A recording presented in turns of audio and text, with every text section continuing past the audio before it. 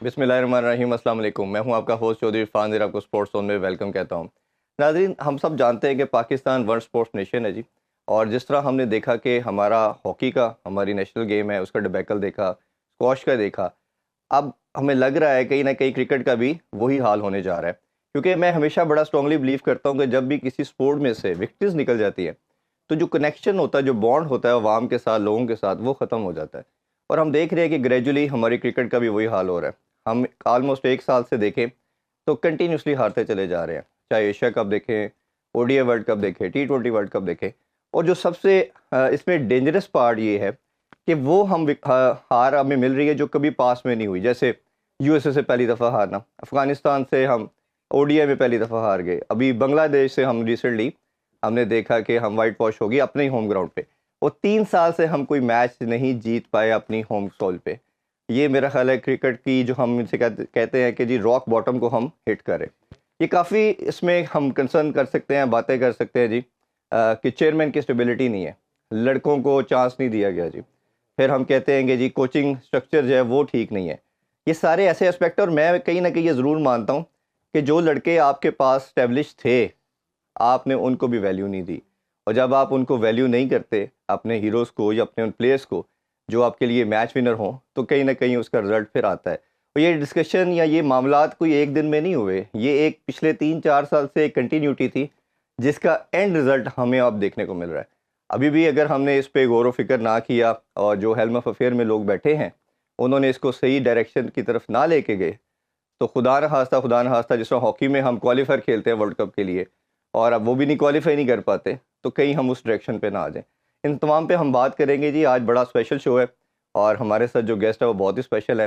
Pakistani one of the finest batsman, बड़े dashing किस्म के बैट्समैन है, one and only Umar Akmal. अस्सलाम वालेकुम उमर भाई। वालेकुम अस्सलाम। Thank you so much for joining जी। प्रॉब्लम। उमर भाई, ये अगर आज हम कोशिश तो करेंगे कि सारे जितने मैंने इंट्रो में बात की सब चीज़ों पे बात करें, लेकिन मैं ऑब्वियसली, क्योंकि आप कोई भी प्लेयर होता है, आई बिलीव कि वो लाखों लड़कों के लिए, करोड़ों चाहने वालों के लिए रोल मॉडल भी होता है।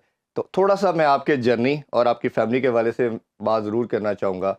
3 भाई क्रिकेट को सर्व करना बहुत बड़ी एक अचीवमेंट है। आपके फादर का आई गेस कि बहुत बड़ा रोल होगा इसमें, जिस तरह वो आप सब भाइयों को लेके चले। और आप सारे भाई जब भी बात करते हैं तो कामी भाई का भी ज़रूर ज़िक्र करते हैं कि उनका बड़ा ख़ास रोल था। थोड़ा-सा अगर अपनी फैमिली के हवाले से, अपने जर्नी के हवाले से बताइए, किस तरह शौक पैदा हुआ और ये जो पाकिस्तान की टीम में आने तक का सफ़र था, अगर वो बताना चाहें? अ, बिस्मिल्लाहिर्रहमानिर्रहीम। सबसे पहले तो देखें, कामी भाई मेरे लिए शुरू से रोल मॉडल थे। हाँ, उस तरह से मैं क्रिकेट नहीं खेलता था क्योंकि घर में सबसे छोटा था, तो मुझे ज़्यादा पतंगबाज़ी का शौक था, तो अच्छा। वो मैं ज़्यादा करता था। तो जब वालिद साहब के साथ बैठ के मैं जब मैच देखता था, तो मेरे वालिद साहब अक्सर कहते थे कि अगर मेरा दूसरा बेटा भी टीम में हो तो मेरा सर फ़ख्र से बुलंद हो। तो उस वक़्त 2007 का वर्ल्ड कप चल रहा था, उससे पहले मैंने अंडर 19 वग़ैरह सारा कुछ खेल जी। लिया हुआ था और मैं इतना सीरियस खेल नहीं रहा था, यानी कि क्रिकेट इतनी सीरियस लेता नहीं था मैं। तो जब वालिद साहब ने ये चीज़ बोली, बैठ के उस वक़्त इंडिया की तरफ से 2 भाई खेल रहे थे जब हमारा जी। फाइनल हुआ था। तो समझ लें उसके बाद मैंने अपनी लाइफ़ टोटली चेंज कर ली कि मैंने अपने वालिद साहब की ये ख़्वाहिश पूरी करनी है। तो फिर मैंने हार्ड वर्क किया और इसमें सबसे जो अहम रोल है, आपको पता है ऑब्वियसली कामी भाई का तो है, मेरे जी। वालिद साहब का है, लेकिन इसमें सबसे अहम रोल मैं यहाँ पे नाम उनका ज़रूर लूँगा क्योंकि वो जस्ट लाइक माय फादर कि उन्होंने समझ लें कि हम तीनों भाइयों को जी। खिलाने के लिए बहुत सी आप ये कह लें कि अब सैक्रिफाइस किए हैं अपनी लाइफ में, अपनी फैमिली में, जिनकी तरफ से हम तीनों भाई खेले हैं। जो हमारी क्लब है मॉडल टाउन क्रिकेट सेंटर, जी। उनके जो सरबराह हैं सरदार नौशाद साहब, जिनको हम प्यार से नौशी भाई कहते हैं, उन्होंने बहुत ज़्यादा हम पे हार्ड वर्क किया है। तो स्पेशली मेरे पे उन्होंने बहुत ज़्यादा हार्ड वर्क किया। उस वक़्त हुँ। तो कामी भाई बन चुके हुए थे, तो जब उसके बाद नौशी भाई ने मेरे पे हार्ड वर्क किया है, जी। तो कामी भाई बन चुके हुए थे। तो कामी भाई जब क्लब में आते थे, तो कामी भाई अपनी प्रैक्टिस छोड़ के, तो कामी भाई मुझे खुद थ्रो डाउन्स करवाते थे, फील्डिंग करवाते थे, ट्रेनिंग करवाते थे मुझे। तो वो समझ लें कि मुझे वक़्ती तौर पे 3-4 दिन मैं हाइपर भी होता था कि यार ये क्यों भाई हैं, इन्होंने मेरी अब जान निकालनी है। तो लेकिन आहिस्ता-आहिस्ता उन्होंने मुझे एक चीज़ बताई कि तुझे इस चीज़ का बहुत ज़्यादा फ़ायदा होगा। हुँ। तो मेरा ख़्याल है कि जब भी मैं इवन पाकिस्तान टीम में भी होता था, तो कामी भाई मुझे खुद थ्रो डाउन्स करवाते थे और बताते थे कि ये जी शॉट्स ऐसे खेलो, ये शॉट्स ऐसे खेलो। और उसके बाद जब हम इंडिया जाने से पहले हमारा एक कैंप लगा था स्टेडियम में, उसमें मैं, जो हमारे ग्रेटेस्ट बैट्समैन हैं जावेद मियांदाद साहब, जी उन्होंने मेरे पे काम किया। फिर उसके बाद इंजी भाई आए, उन्होंने मेरे पे काम किया, उन्होंने बताई कुछ चीज़ें, उस पे मैंने काम किया। तो ये आप कह लें कि मेरे लिए बहुत बड़ा मोमेंट था कि इतने बड़े नाम भी थे और जी मेरे बिल्कुल। फैमिली मेम्बर्स भी और थे। मेरा मानना ये कि ये जिस तरह मोहम्मद फैमिली थी, हनीफ मोहम्मद, मुश्ताक मोहम्मद, सादिक मोहम्मद, उनके बाद ये अकमल बरदरान का आना और पूरी फैमिली के लिए ऑब्वियसली बहुत बड़ी चीज़ है। और फिर खास तौर पे बाबर आजम भी फिर आपकी फैमिली का कज़न है आपके, और वो आके पाकिस्तान को उन्होंने रिप्रेजेंट किया। अच्छा, थोड़ा सा अब आगे चलते हैं और कोशिश करते हैं कि ओवरऑल कैरियर पे भी बात करें और तमाम मसाइल भी। और क्योंकि मेरा मानना ये, आपको दावत देने का मकसद भी यही था कि इतने बड़े इश्यूज आ गए पाकिस्तानी क्रिकेट में, और वो लड़के अहमद शहजाद आप हो गए, उससे पहले हम आमिर के लिए भी बात करते रहे, माद के लिए भी, कि ये एक प्रिपेयर्ड कमोडिटी थे जिन्होंने प्रूव किया हुआ था दुनिया में कि हम कुछ हैं। और इतना बड़ा, आपके हवाले से बात करें तो शायद कहा जाता है कि पाकिस्तान का सबसे बेस्ट टैलेंट है पिछले 2 डेकेड में, और विराट कोहली और आपका कैरियर एक साथ शुरू होता है। और कहा जाता है जी पाकिस्तान का विराट कोहली, शुरू में तो आपकी एवरेज उससे बहुत ज़्यादा थी और एक बड़ी कंसिस्टेंट बेसिस पे आपने रन्स किए। एक तो अपना कैरियर का इनिशियल बताइए, जिस तरह बाय अवे सीरीज़ में अगर श्रीलंका जाते हैं तो आप पहले ही श्रीलंका में जाते हैं 7 मैच में सेंचुरी करते हैं, न्यूजीलैंड जाते हैं उधर डेब्यू में आप सेंचुरी करते हैं। ये क्या हुआ कि उमर अकमल की इतनी शानदार परफॉर्मेंस और एकदम आपको लगा कि जी उमर अकमल का डिप आना शुरू हो गया और उमर अकमल इन और आउट होना शुरू हो गया? देखिए, मेरे लिए तो यहाँ पे मैं वो बोलूँगा कि जब मेरा वनडे का 100 हुआ था, उस वक़्त कामी भाई ड्रेसिंग रूम में थे। मेरे लिए ये बहुत बड़ी अचीवमेंट थी और बहुत मैं प्राइड फ़ील करता था। और उस वक़्त कामी भाई की मिसेज़ होती थी, कामी भाई की बेटी होती थी।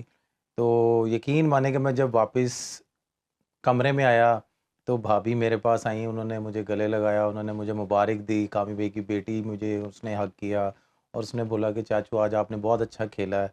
तो मैंने उसको बहुत ज़्यादा प्यार किया। और उसके बाद जो सबसे बड़ा मोमेंट आप ये कह लें कि जब मैंने टेस्ट में डेब्यू किया था जी और मैंने जब डेब्यू में 100 किया था, तो वो मेरे लिए बहुत कह लेंगे बहुत बड़ा मोमेंट था कि कामी भाई मेरे साथ क्रीज़ पे थे और जी टीम थोड़ी-सी मुश्किल में थी और मेरी और कामी भाई की पार्टनरशिप लगी उसमें।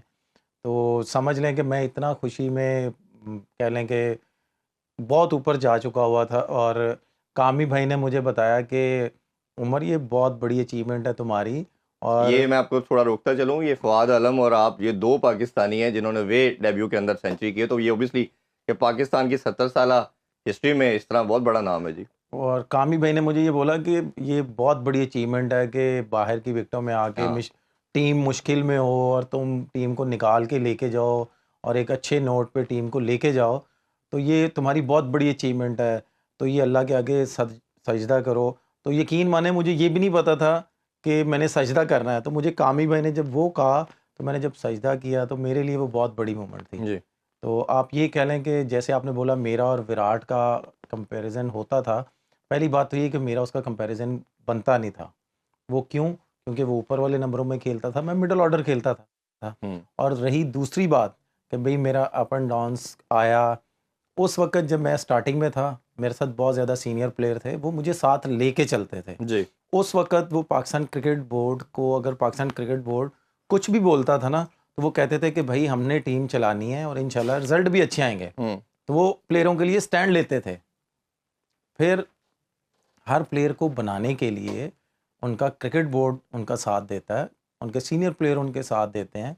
तो जब प्लेयर्स को ना कुछ बनाना हो या कुछ उसको एक साइड पे करना हो, तो फिर क्रिकेट बोर्ड भी पीछे हटता है, उसको साइड पे करना शुरू कर देता है, प्लेयर्स भी साइड पे करना शुरू कर। अब जैसे मेरे पे आप बात करें, तो जब सीनियर प्लेयर जाना शुरू हुए, आपको भी पता है वो कैसे गए जी हैं। जब वो जाना शुरू हुए हैं, तो कुछ लोगों को, कुछ कोचिंग स्टाफ ऐसे थे कि जिनको मैं पसंद ही नहीं था। हम्म। अच्छा, हम दोनों पहलू पे सेपरेट बात करते हैं। पहले हम कर लेते हैं पॉजिटिव की बात कर रहे हैं कि टैलेंट में किसी को डाउट नहीं, आज तक मैंने कोई एक्स क्रिकेटर भी नहीं सुना जिसने कहा हो कि जी उमर अकमल में टैलेंट नहीं है। हर एक ने हमेशा एक्नॉलेज किया, प्रेज किया, और आपने उसको प्रूव करके भी दिखाया। विक्ट्रीज भी पाकिस्तान को बेतहाशा आपने दिलवाई। बट कहीं ना कहीं हमें लगता है कि, जो मैं पर्सनली समझता भी हूँ, कि आपके साथ आपके बैटिंग ऑर्डर को ऑल्टर करके जो छेड़खानी की गई, उसमें आपकी मेकिंग में काफ़ी ज़्यादा प्रॉब्लम रही। और इसका गालबन एक दफ़ा जिक्र आपने 2016 के वर्ल्ड कप में खान साहब के साथ भी किया था। और एक जो आपकी मैच से पहले, इंडिया के मैच से पहले मीटिंग थी और आपने कहा कि मुझे मेरे नंबर पे नहीं खिलाते, अगर आप उसका भी जिक्र करना चाहें। और इसी कंपैरिजन में अगर मैं कोट करूं बाबर आजम की मेकिंग, तो बाबर आजम जब टीम में आए, मिकी आर्थर थे और सरफराज थे, मैं खुद उसका विटनेस हूँ कि इन्होंने कहा कि यार ये फ्यूचर स्टार है हमारा, और इन्होंने 3 नंबर दिया। हालांकि फीस भाई नंबर 3 पे खेलते थे, अजहर अली थे, तो उनसे वो नंबर लिया गया। और बाबर आजम की मेकिंग में इन 2 बंदों का रोल बहुत ज़्यादा था कि उन्होंने उसको 1 नंबर पे सर्टन खिला के, क्योंकि आई बिलीव के बैटर को जब आप स्पेसिफिक नंबर देंगे तो वो फिर ही रन करेगा। इस तरह हो नहीं सकता कि ओपनर को 5वें भेजे, 5वें को ओपनर पे करवाएं। तो ये एक आपको नंबर पे ना खिलाना। और खान साहब का अगर जिक्र करना चाहें तो कर सकते देखिए, हैं। पहली बात तो ये है कि मैं नो डाउट हमारी कंट्री के रोल मॉडल्स हैं, हमारे प्लेयरों में रोल मॉडल्स हैं। जब उनसे ये बात हुई, पाकिस्तान मीडिया में शोर मचा कि भाई उमर ने ये कर दिया, ये कर दिया, तो अगले ही शो में इंडिया में बैठ के इंडिया के जर्नलिस्ट ने भी उनसे सवाल किया। जी तो मेरा ख्याल है कि खान साहब ने उधर ही जवाब दे दिया था, इस पर मैं ज़्यादा डीप जाऊंगा नहीं। और रही बात दूसरी के बैटिंग ऑर्डर, आपको भी पता है कि मैं फ़र्स्ट क्लास क्रिकेट कौन से नंबर पे खेलता हूँ, और जितने भी प्लेयर्स हैं उनको भी पता है कि भाई मैं बैटिंग ऑर्डर मेरा कौन सा होता है फर्स्ट क्लास में या क्लब क्रिकेट में या मेरा लीगों में जाता हूँ कौन सा होता है। अगर वही बात आ जाती ना, अगर प्लेयर को बनाना हो, उसमें कोचिंग स्टाफ का बहुत बड़ा हाथ होता है, जी ठीक है, और क्रिकेट बोर्ड का बहुत बड़ा हाथ होता है। अब जिंदा मिसाल मैंने अक्सर अपने शो में मैं बोलता हूँ कि आप विराट कोहली की मैं जिंदा मिसाल देता हूँ। नो डाउट मेरा बैचमेट है, हम बेस्ट फ्रेंड हैं, जहाँ पे मिलते हैं एक दूसरे को रिस्पेक्ट देते हैं, बहुत अच्छे तरीके से मिलते हैं। आप ये देखें कि जब हम 2013 में एक सीरीज़ खेलने गए थे इंडिया में, जी आप बिलीव करें कि उसमें वो टोटली फ्लॉप कर दिया था जुनैद खान ने उसको। हाँ, हर मैच में आउट ठीक करते है, थे। जुनैद खान माशाल्लाह ये समझ लें वो 5 साल का जो कह लें कि जो टाइम आया था पाकिस्तान का, तो वो जुनैद खान ने फ्रंट से लीड किया है जी पाकिस्तान टीम को। लेकिन एंड ऑफ द डे क्या हुआ उसका भी पता नहीं चला, कहाँ चला गया वो। ठीक है, विराट कोहली को एक्सपोज किया, तीसरा मैच वनडे, फोन मैनेजर साहब लेके आते हैं जी कप्तान के पास। उस वक्त हम सारे इकट्ठे बैठते थे इन द फील्ड, तो हम सारे अपनी अपनी कंट्री के लिए खेलते हैं, एग्रेसिव जी होते हैं। आउट द फील्ड हम सारे एक ही जगह पे बैठ के खाना वगैरह डिनर वगैरह कर रहे होते हैं, हंसी मजाक कर रहे होते हैं। तो महेंद्र सिंह धोनी, जिसको हम प्यार से माही भाई कहते हैं, तो उनके पास उनके मैनेजर आए हैं, तो उन्होंने बोला कि जी सिलेक्शन कमेटी बात करना चाह रही है ये और वो। तो वो कह रहा है कि यार मैं अभी बात नहीं कर रहा। तो उसने कहा अच्छा जी बात करवा दो। तो उसने कहा यार मेरे फ्रेंड्स का टाइम है, अभी मैं कुछ भी नहीं करना चाह रहा। हम्म, सिलेक्शन कमेटी उसे बोलती कि जी हमें एक लड़का भिजवा रहे हैं, तो आप विराट को तीसरा मैच नहीं खिलाओ। अब जाहिर सी बात उधर विराट भी बैठा है, रायना भी बैठा हुआ है, काफ़ी प्लेयर्स और बैठे हुए, तो जाहिर सी बात है इंसान थोड़ा सा हर्ट हाँ होता है। वो उठ के चला गया। तो मैंने बड़ा देखा, मैंने कहा यार ये इन्होंने क्या बात की। तो उन्होंने कहा हाँ भाई मैं मैनेजर साहब को बोलता हूँ, वो 2 टिकटें करवाते हैं, विराट भी जाए मैं भी जाता हूँ, मैं भी इतनी देर से मैं घर नहीं गया, हम्म, कप्तानी रायना कर लेगा। तो मैं बड़ा शॉकिंग हुआ कि यार ये इन्होंने क्या ऐसी बात की है। तो मैंने उनसे बोला कि माही भाई आप माशाल्लाह one of the best captain जा रहे हैं पूरी हम्म, दुनिया में, तो अब थोड़ा सा मुझे एक्सप्लेन करें। मैं भी अपनी फर्स्ट क्लास क्रिकेट में कप्तानी करता हूँ, क्लब क्रिकेट की कप्तानी करता हूँ, रीजन की कप्तानी करता हूँ, तो एक अच्छी चीज़ मुझे अगर सीखने को मिलेगी तो फिर। तो उन्होंने बोला कि यार उमर अभी तुझे पता है कि मैं आउट ऑफ द फील्ड मैं बात नहीं करता क्रिकेट में। मैंने कहा मैं भी ऐसा ही हूँ, आपको पता है, लेकिन एक चीज़ मुझे बता दें। उन्होंने बोला कि यार मैं सिर्फ एक बात करूंगा, फिर इसके डीप ना जाएं। मैंने कहा मैं आपको पता है मैं जाता ही नहीं हूँ। तो उन्होंने बोला कि यार इसकी जगह कोई बैट्समैन आएगा, उसने परफॉर्म कर दिया, उसको मेरे लिए निकालना मुश्किल हो जाएगा। हम्म, ये जब कमबैक करेगा तो ये अपने लिए खेलेगा, मेरी टीम खराब होगी। तो हम्म, मैंने कहा यार क्या आपने बात कर दी, ये आपका इस तरह का माइंड है। कहते यार तीसरा मैच है, नहीं कुछ करेगा, खैर है, इसके बाद ऑस्ट्रेलिया टूर है, वहाँ पे जाके देखना इसने कैसा परफॉर्म करना है। जी और अगर ये हमारा फ्यूचर का कप्तान है इंडिया का, तो मैंने कहा यार क्या बात करें, अभी आप यंग हैं और अभी आपने हाँ, इतनी अचीवमेंट दी हैं अपनी, फर्स्ट क्लास क्रिकेट को, वर्ल्ड कप आईपीएल को, जिताए 2। वर्ल्ड कप आपने जितवाए हैं, आप क्या बात कर रहे हैं। कहते हैं यार देख ली, अगर मैं टेस्ट मैच खेल रहा हूँ, अगर मैंने सीरीज़ ना जीती तो चौथे मैच में ये कप्तानी करेगा। तो मेरी हंसी निकल गई। हम्म, मैंने कहा यार माई भाई खुदा का नाम है क्या बात कर रहे हैं आप। कहते हैं देख लेना तुम, आप रिकॉर्ड निकाल के देख लें ऑस्ट्रेलिया सीरीज़ में जी कि चौथे मैच में विराट ने कप्तानी की है, हम्म, ऐसे ही है। महेंद्र सिंह धोनी ने रिटायरमेंट दी। ये देखे ना, ये विजन होता है कि जिस तरह आप कैप्टन को बनाते हैं या फिर वाइस कैप्टन को बनाते हैं, तो प्लेयर को बनाते मैं हैं। कहने का मकसद ये है कि कप्तान ही प्लेयर को बनाता है, हम्म, क्योंकि वो सिलेक्शन कमेटी के आगे भी खड़ा होता है, जी क्रिकेट बोर्ड के आगे भी खड़ा होता है।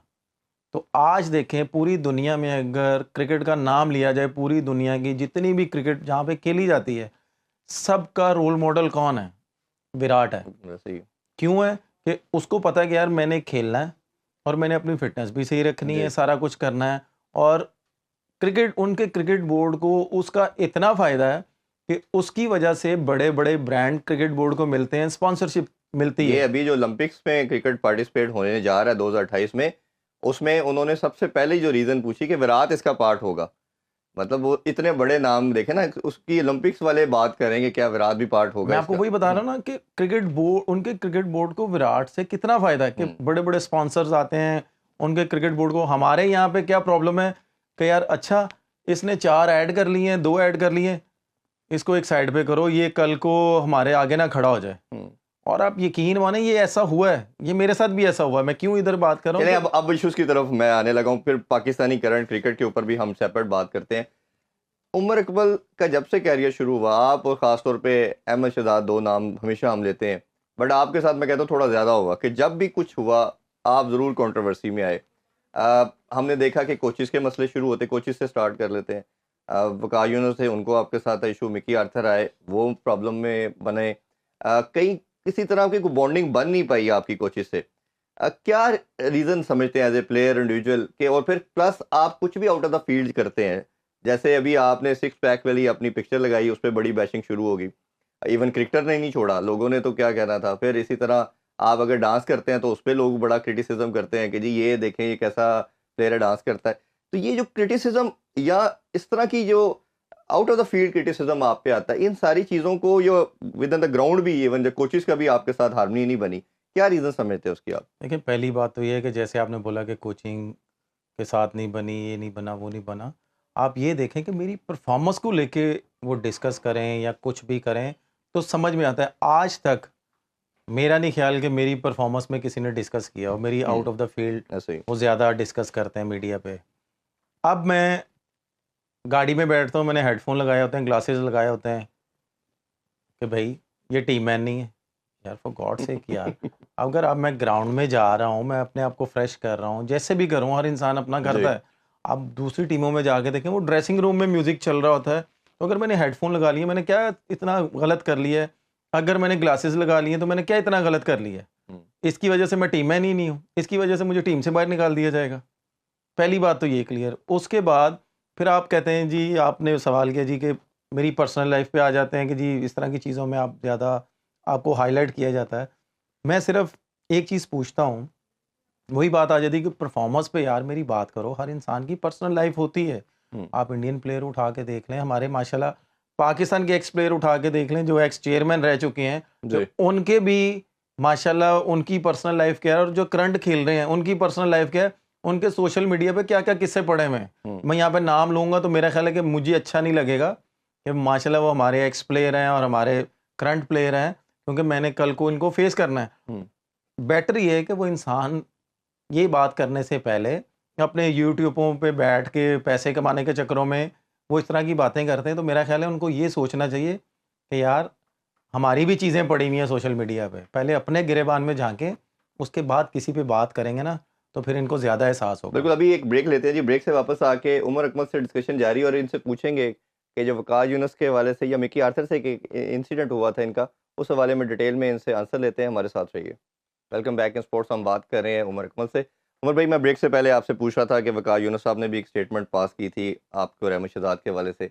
उनके तो ख़ैर कई प्लेयरों से रहा, आमिर से भी मसला रहा, और शायद अफरीदी साहब और अब्दुल रज़ाक के साथ भी, अगर उस हवाले से कुछ बताना चाहिए। और एक दूसरा इंसिडेंट था जो शायद मैंने खुद भी विटनेस किया था अकेडमी के हवाले से। आप 2018 की बात है और आप अकेडमी में प्रैक्टिस करने आए और मिकी आर्थर साहब ने आपको मना कर दिया, और आपकी दोनों की काफ़ी हार्श जुमलों का आपस में आपने एक दूसरे के एक्सचेंज किए। उसके बाद आप फिर शायद पीसीबी चले गए, तो वो एग्जैक्ट वाकया अगर आप शेयर करना चाहें।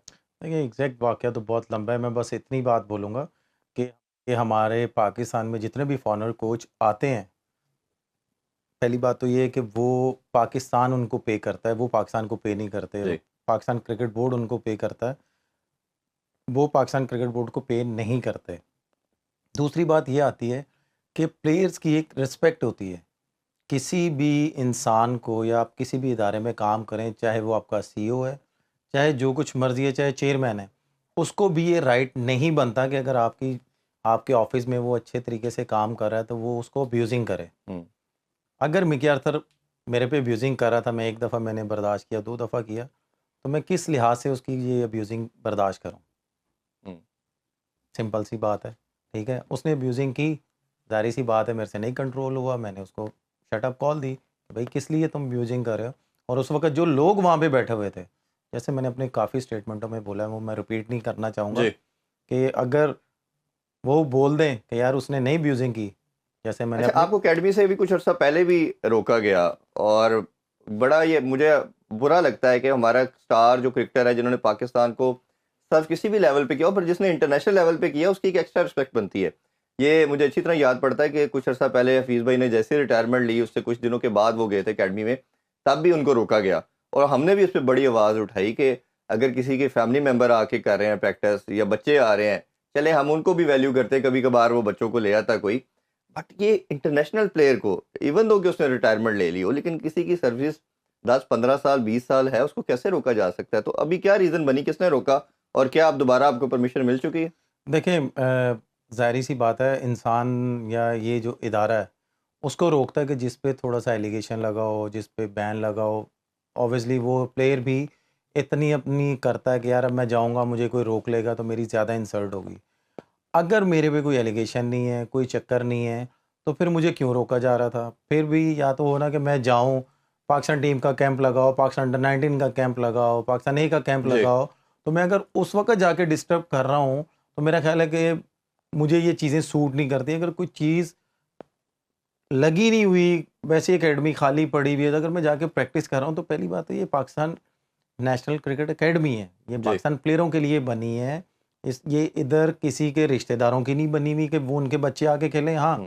जो पाकिस्तान के प्लेयर्स होते हैं, मेरे भी माशाल्लाह बेटे हैं, अगर मैं उनको 1-2 दफ़ा लेके आऊँगा तो इसमें चलो मैं फिर भी उनसे पूछूँगा कि जी इसने वैसे ही आना है और इसने खेलना है, जी। ठीक है? ये रोज़ नहीं आता, इसने साल में 1 दफ़ा या महीने में या 2 महीने में 1 दफ़ा आना है, तो वो ये चीज़ तो बर्दाश्त कर लेंगे। अब माशाल्लाह हमारे एक्स चेयरमैन साहब थे, उनका बेटा भी आके खेलता था, ना वो पाकिस्तान अंडर 19 खेला हुआ था, ना पाकिस्तान ए खेला हुआ था, कोई क्रिकेट नहीं खेला हुआ था। फर्स्ट क्लास क्रिकेट के आपको भी पता है, मुझे भी जी। पता है वो कैसे मैच खेला है, 1-2। उसके बाद कोई आके कोई एक इंग्लैंड से आ रहा है, कोई वहाँ से आ रहा है, कोई यहाँ से आ रहा है कि जी इसके सेशन है। भाई ये पाकिस्तान की हाँ, अकेडमी है, पाकिस्तान को सबसे अगर इसने इंडिविजुअल सेशन करने हैं, और पाकिस्तान में कितनी अकेडमी है, एनसीए के साथ इतना बड़ा नाम अब्दुल कादिर साहब जो मेरे ससुर हैं, जी। उनकी अकेडमी, उधर जाके 1 टू 1 सेशन के नेशनल क्रिकेट अकेडमी में पाकिस्तान के कोचों के साथ उसको लगाया जा रहा है। हुँ। तो मेरा नहीं ख्याल कि ये चीज़ें अच्छा, सूट आपको करती लगता नहीं हैं। ये जो 2019 के अंदर तक तो आप खेलते रहे, बिट्स एंड पीसेस में दरमियान में कई दफ़ा जोल्ट आना शुरू हुआ, 15 से 19 के दरमियान जो कैरियर है आपका, वो काफ़ी टर्बुलेंस वाला था। उसमें ख़ास तौर पे अगर हम बात करें तो फ़िटनेस के मसाइल भी आपको टैग इन किए गए आपके साथ, और एक बड़ा अनफॉर्चुनेट मैं इसे कहता हूँ इंसिडेंट कि आपको चैंपियन ट्रॉफ़ी में लेके गए, फिर वापस भेज दिया गया। अगर उस हवाले से भी कुछ बताना चाहें फैंस को कि क्या रीज़न बनी? क्योंकि मेरा काफ़ी प्लेयर से बात हुई, उसने कहा जी हाँ, एक शायद कहीं न कहीं फ़िटनेस टेस्ट उमर क्लियर नहीं कर पाया, हम सारे बड़े सैड हुए। अगर आप एग्ज़ैक्टली खुद बताना चाहें। पहली बात तो ये है कि मुझे ज़रा उस प्लेयर का नाम बताएँ। अभी उसको रिसेंटली तो मैंने अज़हर अली से भी पूछा है। अच्छा, मैं मैं आपने स नाम पूछा तो मुनासिब नहीं, लेकिन मैं बता नहीं, नहीं, देता हूँ मैं कि हमने ठीक है, शो आपने नाम हाँ, कोट किया है। मैं अज़हर अली से भी ऑन शो रिक्वेस्ट करूँगा कि अगर जब मेरे फिटनेस टेस्ट हुए थे, क्या ये वहाँ पे था? जब मेरे इंडिविजुअल 1 टू 1 टेस्ट लिए, क्या ये वहाँ पे था? इसने अपनी आँखों से देखा। उस वक़्त हमारे मैनेजर साहब थे, तलत साहब। जिस तरह मुझे इन्होंने बाहर किया, मैं तलत साहब की तरफ देख रहा हूँ कि तलत साहब, हुँ, ये क्या तरीका है कि मेरे साथ ये क्यों ऐसा बिहेव करें? वहाँ से मैं फ़ोन कर रहा हूँ सिलेक्शन कमेटी साहब, इंजी भाई को, हुँ, इंजी भाई ये मेरे साथ क्या हो रहा है कि एक पाकिस्तान टीम का प्लेयर चैंपियंस ट्रॉफी खेलने गया हुआ है, उसको ऐसे ट्रीट किया जा रहा है कि यार मैं पाकिस्तान का प्लेयर ही नहीं हूँ। उस वक़्त हमारे पाकिस्तान के इतने सीनियर जर्नलिस्ट थे, वो भी देख रहे होते थे कि इस तरह चेयर दी जाती थी, और ये मैं बैठा हूँ, ना मैं टीम के साथ वार्म अप कर सकता हूँ, ना कोई सेशन कर सकता हूँ। एंड ऑफ द डे अगर मैं किसी कोचिंग स्टाफ को बोलता हूँ कि सर मतलब थोड़ी सी थ्रो डाउन्स करवा दें या फील्डिंग करवा दें, तो हमारे जी, मिकी आर्थर साहब कहते हैं नहीं जी, ये बॉल पड़े में जाओ, जो नेट के बॉलर हैं उनसे बोल दो, वो तुम्हारी हेल्प अच्छा। करते हैं तो ठीक है। हम्म। और आई एम टोटली शॉक कि यार मेरे साथ ही क्यों ये ऐसा कर रहे हैं। हिंदी भाई को कॉल की, बेटा हमें पता है कि यहाँ वहाँ पे क्या हो रहा है, आप टेंशन नहीं लो, सारे मामला ठीक हो जाएंगे। ये मतलब अच्छा, ये पार्ट तो था। उसके बाद जब मिकी आर्थर जाते हैं, मिस बॉल लगाते हैं, आपको चांस दिया जाता है और आप और एम एस शहजाद T20 से अब आप 0 पे आउट हो जाते हैं। एक उस एक बॉल एक खेल एक उसके बाद आपको फिर अब आउट कर दिया जाता है, आपको सेलेक्ट नहीं किया जाता। और साथ ही फिर एक एलिगेशन आता है जी स्पॉट फिक्सिंग का, कि आपसे रब्ता किया गया और आपने पीसीबी को, एंटी करप्शन डिपार्टमेंट को रिपोर्ट नहीं किया, इसकी वजह से आपको बैन कर दिया जाता है। आप फिर कॉन्टेस्ट करते हैं, केस उनके अगेंस्ट पीसीबी को कोर्ट में लेके जाते हैं और अपना केस लड़ते हैं और आप फिर उसमें जीते। अगर उस हवाले से भी आप बताना चाहें। देखिए, पहली बात तो ये है कि ये बात बिल्कुल गलत है कि मैं बताने नहीं गया था। हम्म। मेरा ख्याल है कि इतना बड़ा इदारा है, या तो ना कि मैं बताने ना गया हूँ तो समझ आती है। जब मेरे वकीलों ने सारी चीज़ें मांगी कि भाई अगर उमर नहीं बताने आया, इस दिन की वीडियो हमें चाहिए। अब इतना बड़ा इदारा है, आपको भी पता है, इतना बड़ा इदारा हो तो मेरा ख्याल है कि अगर वो कुछ भी ना करें, कुछ भी ना करें, तो इतने बड़े इदारे में जो कैमरों का बैकअप होता है वो मैक्सिमम मैक्सिमम अगर ना भी वो कुछ करें तो 1 महीना वो हाँ, रखते तो ही मस्ट रखते हैं। होगा। हाँ, ठीक बिल्कुल। है? मेरे जब वकीलों ने माँगा सारा कुछ, भई अगर उमर नहीं बताने आया ज़रा, उमर ने बताया हमें कि जी मैं इस टाइम से लेके इस टाइम तक चेयरमैन साहब की जो मैनेजर है उसके कमरे में बैठा रहा हूँ, उधर भी कैमरा लगा हुआ था। सीईओ के कमरे के बाहर बैठा रहा हूँ, उधर भी कैमरा लगा हुआ था, आप हमें वीडियो दें। हम्म। यू कैन बिलीव कि जब मेरे वकील ये चीज़ माँगते हैं, तो सडनली कह दिया जाता है तो जी आपने हम। उनको इन्फॉर्म किया था मैं उन्हें? यही चीज़ बताने लगा, मैं इन्फॉर्म ही करने जा रहा था क्योंकि वो बहुत बड़ा इशू था मेरी फैमिली को लेके। कहा जाता है कि जी हमारे कैमरे ख़राब हो गए थे, हमने बैकअप, हम 2 दिन में बैकअप उड़ा देते हैं। इतना अच्छा। बड़ा इदारा और 2 दिन में बैकअप हम्म। उड़ा देते हैं। ये तो आप रिटर्न में ले आते हैं ना, किसी को मैसेज या कोई कॉल मैं करके आपको आप। यही चीज़ हम्म। बताने लगा हूँ ना, कि वो इतना बड़ा इशू था।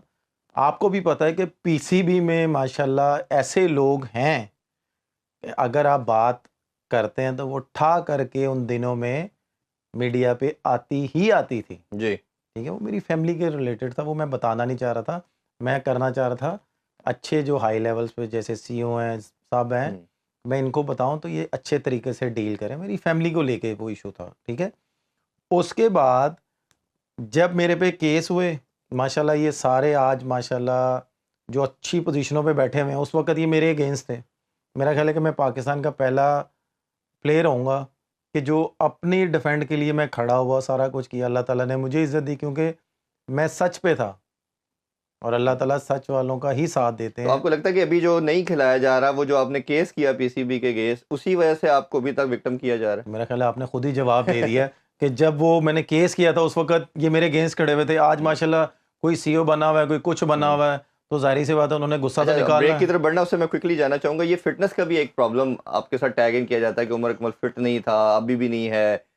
एक दफ़ा कामरान भाई ने भी मेरे साथ शो में कहा कि उमर का भी एक प्रॉब्लम है कि वो अपने पे काम नहीं करता। उस हवाले से क्या कहना चाहेंगे? फिटनेस किस तरह है अभी आपकी, या पहले अला क्या रही? अल्हम्दुलिल्लाह फ़िटनेस पहले भी अच्छी थी, अभी भी अच्छी है। कामरान भाई ने बोला ठीक है, वो उनका अपना पॉइंट ऑफ व्यू है।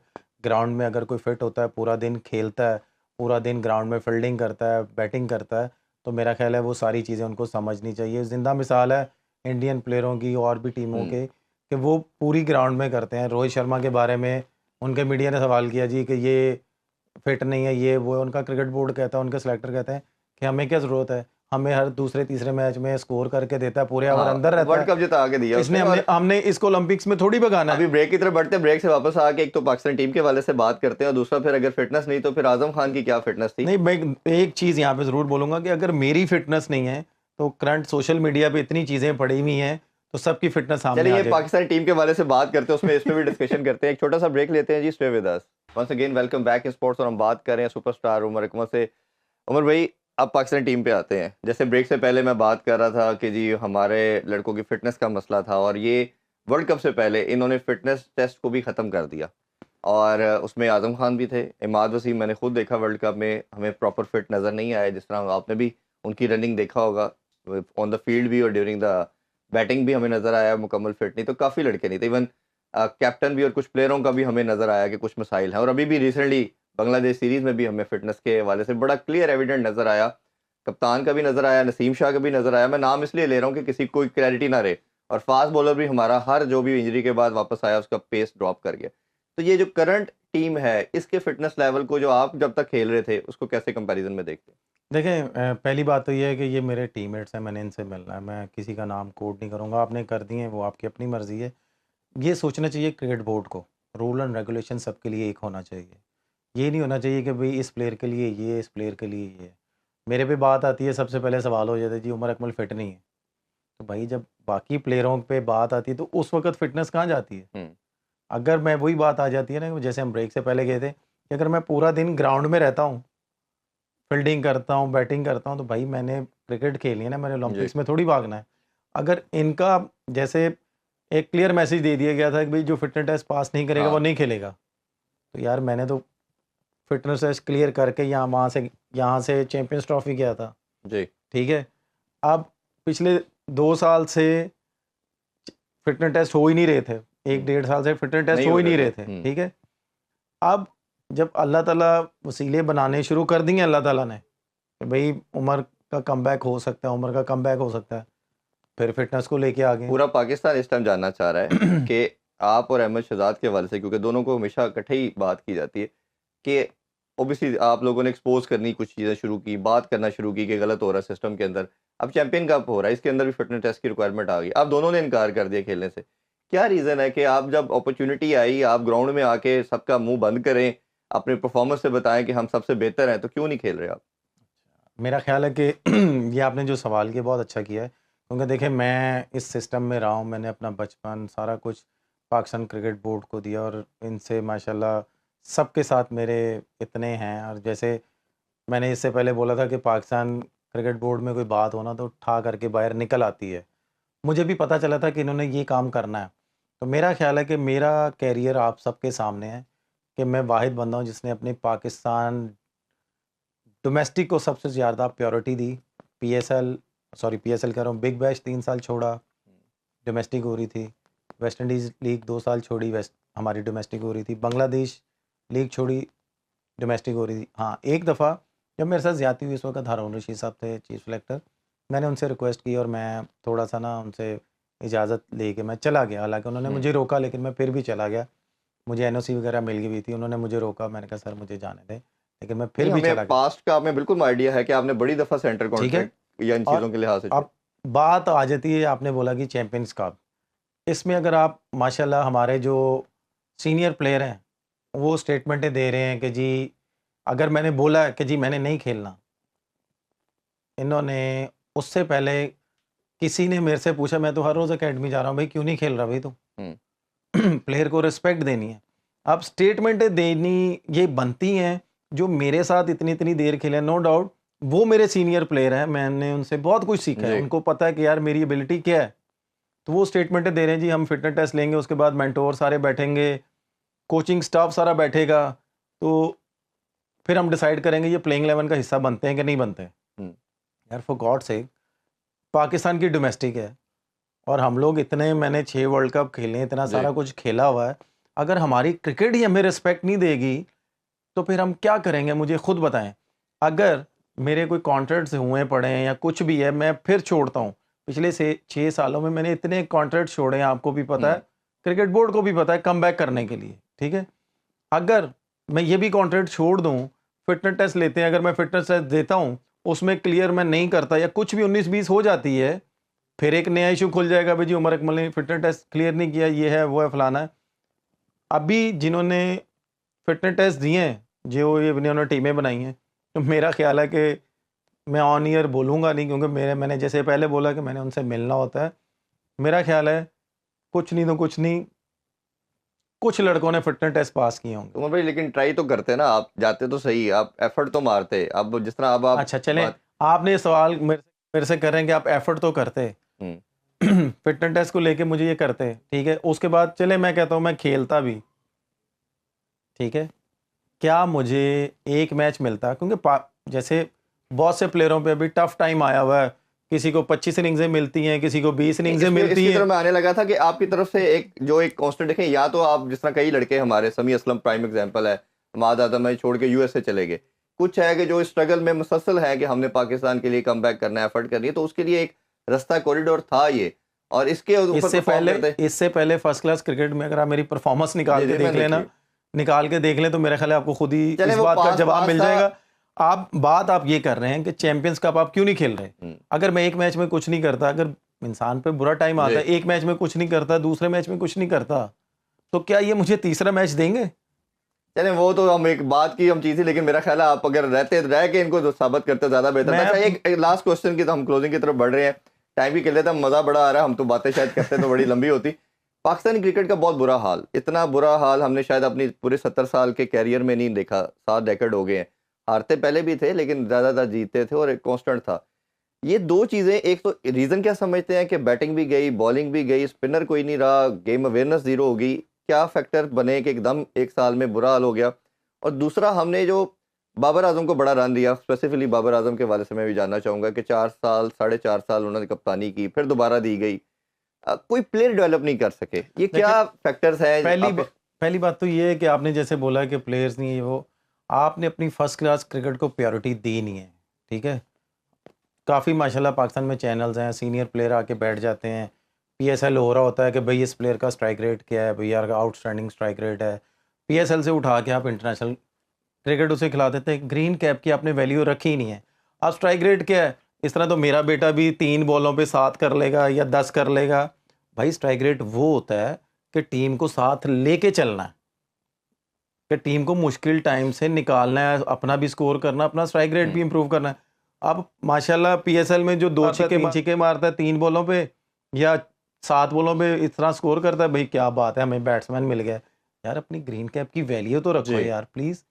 आप उसके बाद आपने बात की बाबर की, देखें ये वो कप्तान था, उसका काम बनता था कि भाई पाकिस्तान को प्लेयर उसने देने हैं, उसके पास अगर इतनी खुली अपॉर्चुनिटी थी, ये उस पर डिपेंड करता है। ये मेरा ख्याल है कि अगर आप सवाल उससे करें तो वो आपको ज़्यादा अच्छा एक्सप्लेन करेगा। भी करना चाहते हैं, वो देते ही नहीं इंटरव्यू। देखिए मैं इस पर बात नहीं करना चाहूँगा, क्योंकि जाहिर सी बात है मैं उसको एज ए प्लेयर लेता हूँ, मेरा जूनियर है वो। चलिए मैं इसको थोड़ा सम अप करने की कोशिश करता हूँ। एज ए प्लेयर तो सब उसको क्रेडिट देते हैं और बेहतरीन है, आप उनको एज ए प्लेयर किस तरह रेट करते हो, एज ए कैप्टन कैसे रेट करते हैं? आपको लगता है कि बाबर की कप्तानी कंटिन्यू होनी चाहिए, या एक फेयर इनफ आपने उसको चांस दे दिया 5 साल, अब नए कैप्टन की तरफ जाना चाहिए? क्योंकि ये जितना डिजास्टर है, अगर मैं अपना ओपिनियन इसमें ऐड करूं, मुझे लगता है ये कप्तानी की जंग की वजह से हो रहा है सब कुछ। तो आप इस पर क्या कहते हैं एज ए प्लेयर? मैं एज ए प्लेयर यही बोलूँगा कि माशाल्लाह 1 साल में आपने 3 कप्तान चेंज कर दिए और तीनों कप्तान प्लेइंग 11 का हिस्सा है। समझदार आप हैं, तो मेरा ख्याल है कि ये जो भी डिसीजन लेना है ये क्रिकेट बोर्ड ने लेना है, चेयरमैन साहब ने लेना। और मैं जैसे मैंने बोला है कि मुझे एकेडमी की परमिशन नहीं मिलती थी, तो मैं फ़र्स्ट टाइम जब मिला हूँ मोहसिन नकवी साहब से, उन्होंने प्लेयर्स मुझे इतने अच्छे तरीके से ट्रीट किया है, मैं यकीन माने मैं टोटली अप्रिशिएट करता हूँ। वो प्लेयर की बहुत ज़्यादा रिस्पेक्ट करते हैं। तो उन्होंने आपको ये अप्रिशिएट, आप उनको कर रहे हैं, उन्होंने आपको चांस दिया, तो हम तो ये कहते थे उमर अकमल कम बैक भी करे। जाते हुए ये बता दें फैंस के लिए, लाखों आपके चाहने वाले हैं, हम उम्मीद रखें कि उमर अकमल कम बैक करेगा, पाकिस्तान को दोबारा रिप्रेजेंट करेंगे आप? देखिए मैं तो पिछले 6 साल से कोशिश कर रहा हूँ, परफॉर्मेंस भी कर रहा हूँ, फर्स्ट क्लास में हर जगह कर रहा हूँ, और मैं इंशाल्लाह पूरी कोशिश है कि मैं परफॉर्म करूँ, जहाँ पे भी खेलूँ, और मैं पाकिस्तान के लिए पाकिस्तान को दोबारा सर्व करूँ जैसे मैंने पहले किया था। जैसे हमारे प्लेयर्स हैं, कुछ छोड़ के जाते हैं, वापस बुला लेते हैं, इधर उधर परफॉर्म करते हैं, तो मेरी पहली कोशिश यही होगी कि मैं खेलूँ, पाकिस्तान में रह के खेलूँ और पाकिस्तान को सर्व करूँ। लेकिन कुछ चीज़ें ऐसी सामने आ चुकी हैं कि मुझे भी अब थोड़ा सा मूव ऑन करना चाहिए। लेकिन हम इस तरह चाहते हैं, आप पे भी रिस्पॉन्सिबिलिटी जिस तरह है उन पे भी है कि म्यूचुअली बैठे और पाकिस्तानी जो भी तो इंटरनेशनल सर लेवल पे यही तो रिप्रेजेंट चीज़ करता है है। कि दोनों मिल के अंडरस्टैंडिंग ही नहीं हो रही। नहीं हो, इतना जैसे आपने एक इनिशिएटिव लिया, मोहसिन नकवी साहब ने आपको वेलकम किया, हम चाहते हैं कि पाकिस्तानी जो भी प्लेयर है जो पाकिस्तान को सर्व कर सर सकता है। चेयरमैन साहब के पास इतना टाइम थोड़ी, अगर उन्होंने किसी के जिम्मे सारी क्रिकेट लगा दी है, या हमारे मेंटोर हैं, किसी ने मेरे साथ रब्ता ही नहीं उमर भाई, किया। ये इस शो का भी पर्पज़ यही है कि आपको भी हम ये तमाम चीज़ें जो आपके साथ गलत हुई वो एक्सपोज की जाएं, बताई जाएं, और उस पार्ट पे भी जो आपके लिए उनके भी कुछ रिजर्वेशन होंगे वो भी डिस्कस करें। Eventually end of the day Pakistan की टीम है ना, वो उमर अकमल की है ना, यही चीज़ है ना, यही चीज़ है। देखें आपने जिन प्लेयरों को वापस लेके आए थे, उससे पहले आपने उनसे मीटिंगें की, बिल्कुल ऐसे ही। फिर वर्ल्ड कप में आप लेके गए। तो भाई अगर मैंने आपकी स्टेटमेंटों से पहले ही बोल दिया मैंने नहीं खेलना, तो भाई किसी ने मुझे बुलाया, मैं तो हर रोज एकेडमी जा रहा था, एकेडमी में इनके कमरे थे सबके, जी किसी ने तो मेरे से रब्ता नहीं किया कि भाई क्यों नहीं खेल रहे, आप हमारे प्लान का हिस्सा हो। एटलीस्ट जो बंदा 6 साल से परफॉर्म कर रहा है डोमेस्टिक में, कम बैक करने की कोशिश कर रहा है, तो आप उसको एक थोड़ा सा मोटिवेट तो कर दो कि यार उमर, तुम हमारे प्लान का हिस्सा हो, ये खेलो, परफॉर्म करो, फिर इंशाल्लाह आगे देखते हैं। मेरे से तो किसी ने बात ही नहीं की, चलिए ऐसी भी बात हम नहीं ये की। चाहते हैं कि ये हमारा शो, ये प्लेटफॉर्म ही इसका एक बायस बने कि ये आपके साथ कांटेक्ट करें या आप उनसे मिलें, ताकि जो भी मेरा मानना है कि पाकिस्तान का जो एसेट है वो इस तरह ज़ाया नहीं होना चाहिए। पाकिस्तान सबसे पहले, और पाकिस्तान के लिए विक्ट्री में जो रोल प्ले करता है वो इंपॉर्टेंस रखता है। उमर भाई बहुत बहुत शुक्रिया आपके टाइम का। हम कोशिश करेंगे फ्यूचर में दोबारा आपको ज़हमत दें और इसमें हमारा इस काविश के थ्रू ही अल्लाह ताला को बेहतरी का आमीन सबब आमीन। ले आए। नाज़रीन, इसी दुआ और उम्मीद के साथ जी कि पाकिस्तानी जो भी प्लेयर है और पाकिस्तानी विक्ट्री में जो भी रोल प्ले करता है वो सबसे पहला होना चाहिए, उसको वैल्यू करना चाहिए। अपना बहुत ख्याल रखें जी। अल्लाह हाफ़िज़। पाकिस्तान ज़िंदाबाद।